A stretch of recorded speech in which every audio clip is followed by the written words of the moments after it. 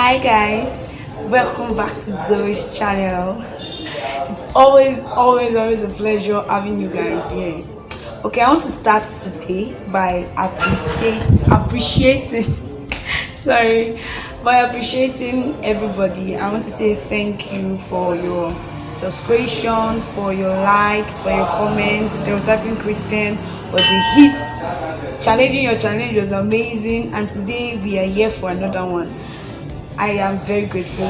Thank you so much for your support, for your love on this very growing community. I don't want to say small because we ain't small. We are growing and we're getting bigger and bigger by the day. Okay, let's dive into what we have today. Today we're going to talk about a truth. Something that has eaten so deep into our society. Like something people do, like they are doing it normally now. It has almost become a normal something. Like people do this thing and they don't even feel remorse, nobody is even caring about it. But this thing is fundamentally wrong. So what are we talking about? Okay, let me start by saying today we're going to talk about the 9th commandment. Yeah, that's our topic for today, the 9th commandment. So what does the 9th commandment say? In the Bible, the 9th commandment says, thou shalt not lie. Whoever gave you this idea, it's not a good idea. Me? Thou shalt not lie, guys. That is exactly what we want to talk about today. Actually, we're going to talk about it under the topic of honesty, and I think it is the same thing. Now, honesty is something that has been traded in our society like it is that bad. People don't see anything wrong with lying. Like, people don't see anything wrong with saying something that's not true. It is almost wisdom now. Like, if you're this person that knows how to lie very well, you are wise in the eyes of people. But like I said when I started, lying is a fundamental problem. And a fundamental problem is fundamental, meaning you cannot change the nature of it. You can play around it, but lying is lying.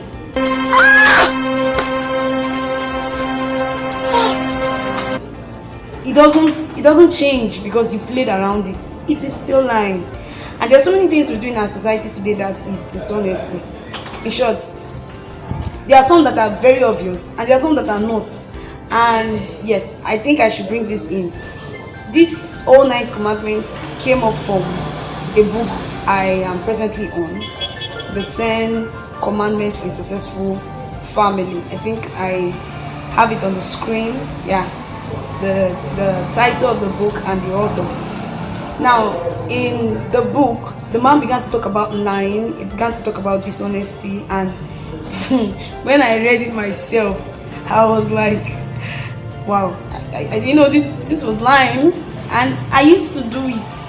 And then I felt it strong in my heart that I should bring this to ZOE'S channel. Like, let's talk about it. Now, dishonesty is dishonesty. It doesn't matter how well you paint it. Let's keep aside all those, this is a white lie, this is a black lie. Please, if you are honest, please be honest in all wise. Now let me state one very big danger of lying. It is not even, like, the general danger we know is that if you happen to be a person that tells lie, there is nothing that comes out of your mouth that will be regarded as truth. Now, that might be very dangerous to your life, your health, your career, your destiny, because if you lie to somebody today and tomorrow, even if you are saying the truth, that person will not believe you. And honestly, it wouldn't be that person's fault, because once a liar, we might not say it, but it registers in our hearts that once a liar is always a liar. Yes. Once a liar is always a liar. But now that's not even the danger I want to talk about. The major danger I want to talk about is the fact that when you lie, you are actually no different from the devil. I am sorry, I don't want to be too harsh, but that is the truth. That is exactly the truth. Now listen to this. The devil is a liar. He doesn't say anything that is true. Every word that comes out of his mouth is a lie. It is his nature. In short, that is why he is very, very different from Jesus. That is why he's very, very different from God, because Jesus is actually the truth. Everything he says is the truth. When God says a thing, it comes to pass because he doesn't lie. Now, who lies is the devil.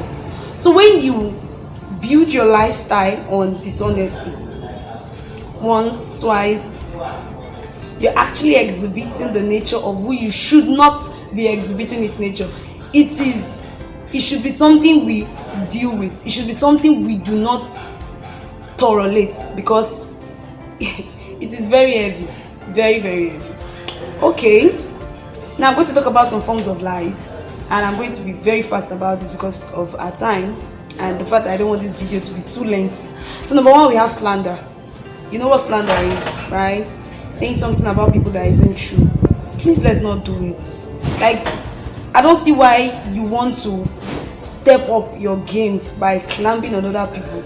Like, in short, other people are supposed to help you get there, but it's not very wrong on your part when you use others as a means. Wrong on your part when you use others as a means, and then you begin to slander people. You talk bad about their reputation. You talk bad about them.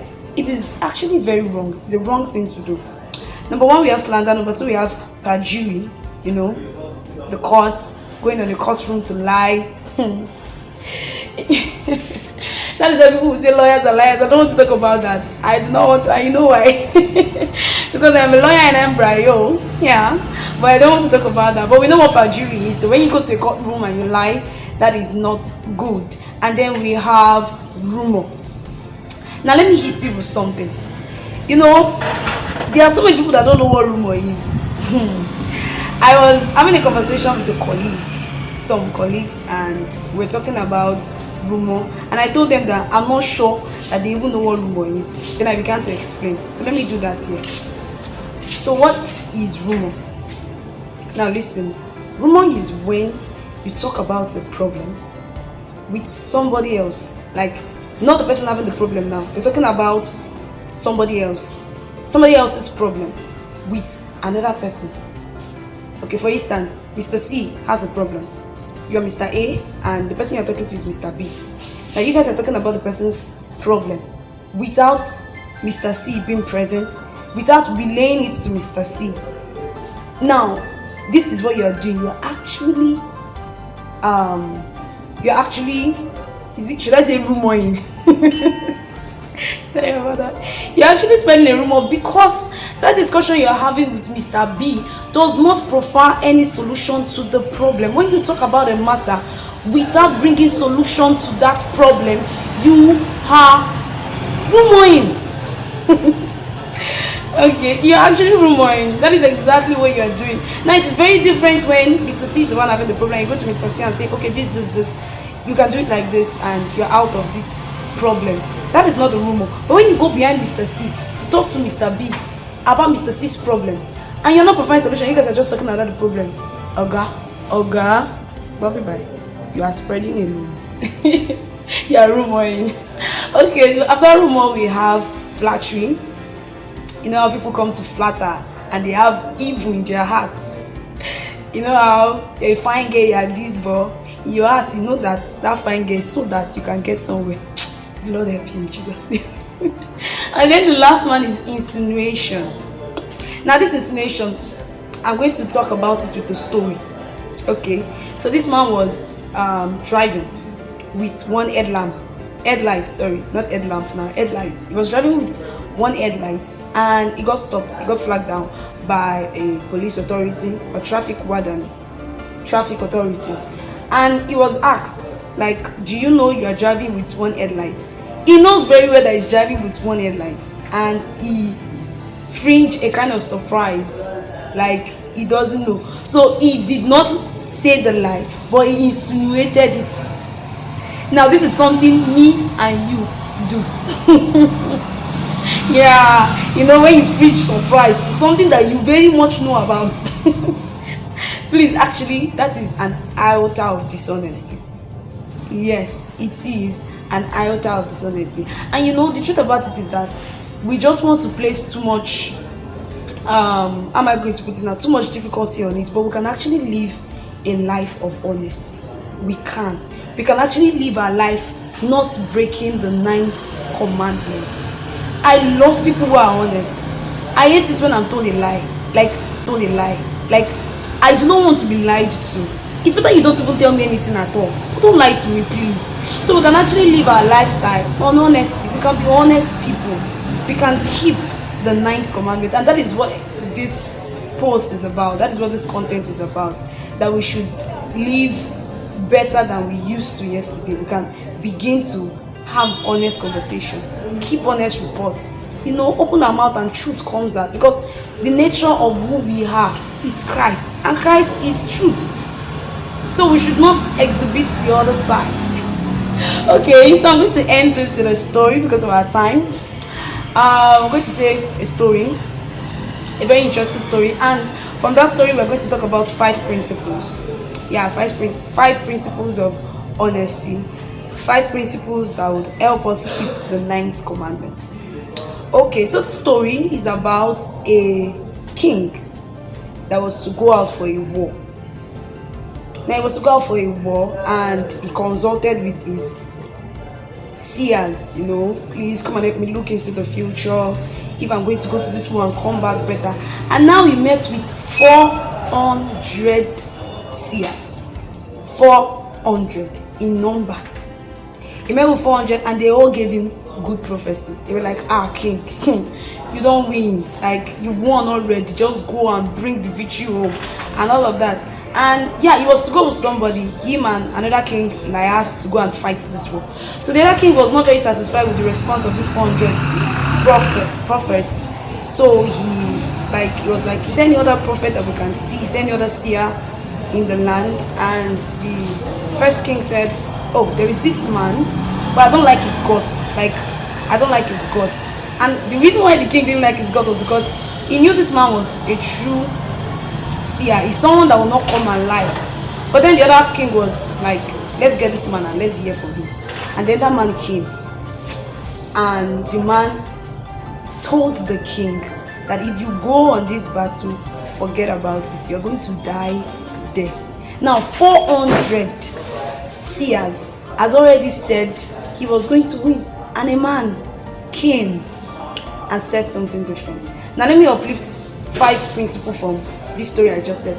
Number 1, it is better to be united in the truth, or rather it is better that the truth divides you than you be united in an error. He could have come and said it's true. In short, when the message got to him that he should come and see the king as regards a war they were going to, the messenger who went to him told him that, see, 400 people had already told our king that he's going to go and come back fine.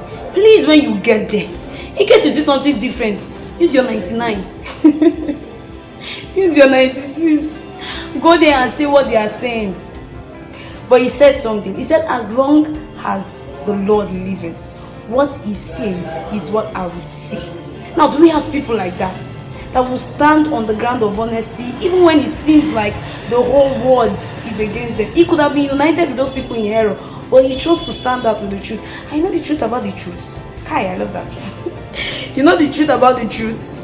The truth always prevails. So number 1, it is better to be divided in truth than to be united in lie. Number 2, it is better to say the truth and hurt the person, and then the person eventually heals, than say the truth than say a lie that comforts and then kills.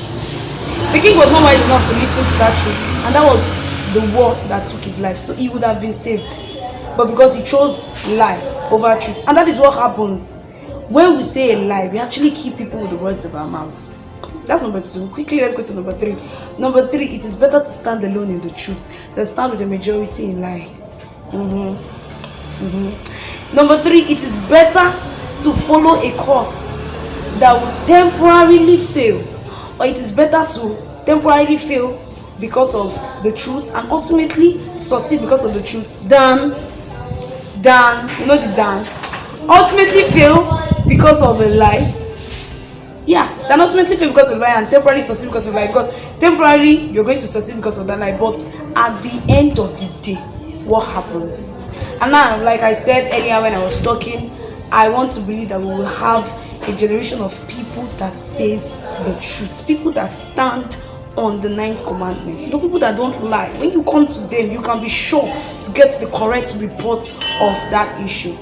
That brings us to the end of this post, guys. Please don't forget to like, to comment, to subscribe, and to hit the notification bell for when next we are giving you something beautiful. I love you with the love of God. Have a wonderful, wonderful, wonderful, wonderful.